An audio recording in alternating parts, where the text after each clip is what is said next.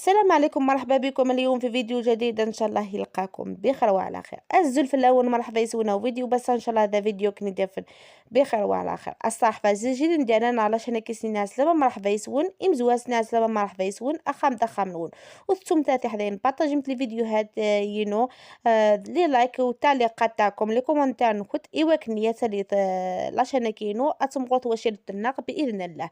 ما تنسوش حبيباتي الغاليات فضلا وليس امرا بارطاجيو لي فيديوهات تاعي، وتاني ما تنسوش التعليقات واللايك تاعكم هكذا باه تعاونوني ويطلعوا لي لي فيديوهات تاعي وتطلع العائله تاعنا باذن الله، تكبر العائله تاعنا باذن الله بفضل الله وبفضلكم.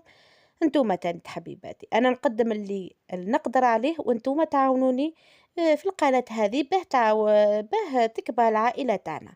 هذه هي الجبة اللي راح نديرها معاكم، جبة تاع مرا كبيرة شوية في العمر. هذه هي لي دونتيل، من بعد راح نقول لكم الأسعار تاع لي دونتيل هذو. النوعية تاع القماش هذا فيسكوز، شريت منه 2 مترات ونص. كيما راكم تشوفوا.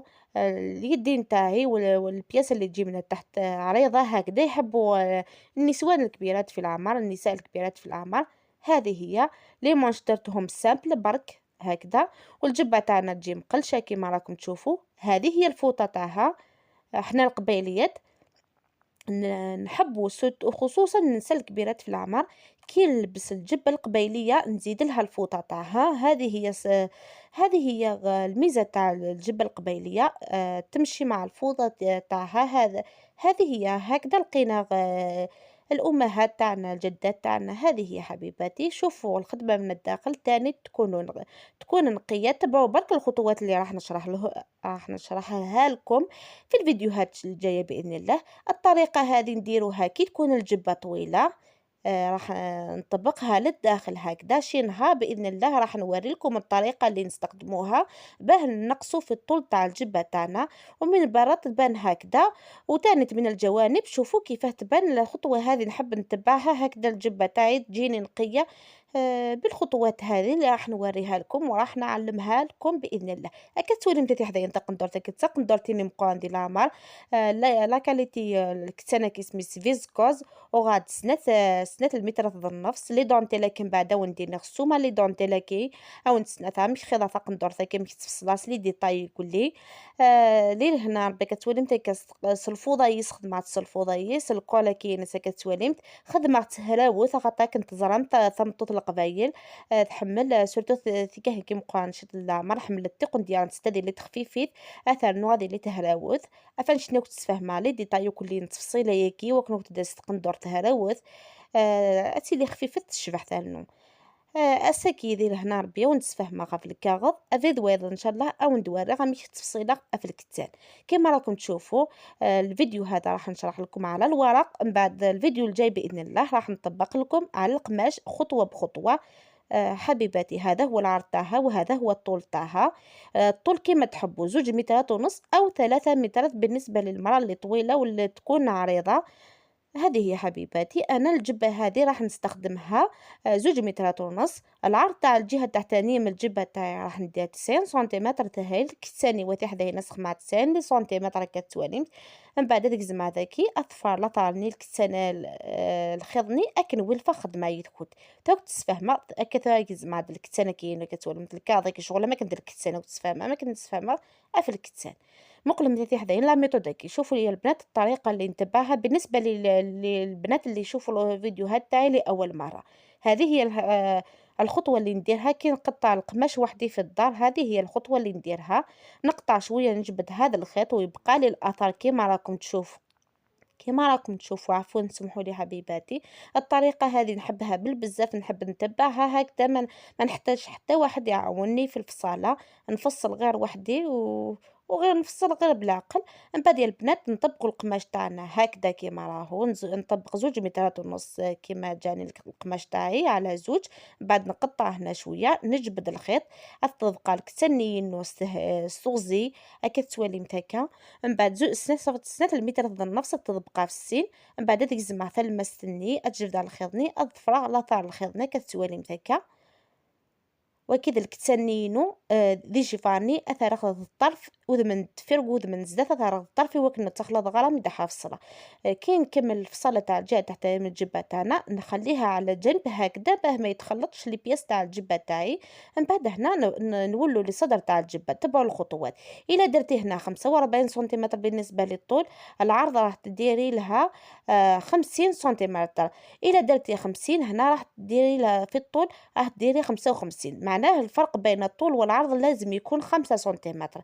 هذه هي حبيباتي. أنا في الجبة هذه راح ندير لها العرض 50 سنتيمتر والطول تاع الصدر تاع الجبة تاعنا راح نديرها 55. شوفوا حبيباتي، نعين النقطة اللي 55، من بعد نطبق القماش تاعي هكذا على زوج. هذا هو الطول تاع العرض تاع الجبة تاعي، هذا هو العرض تاعها. نقطع لهنا، نجبد الخيط كما هو الفن مع ندير معاكم. من بعد راح نقطع الصدر تاع الجبه تاعي، هذا هو. من بعد راح نوريكم الكول تاع الجبه هذه كيفاه راح نفصلوها بالتفصيل.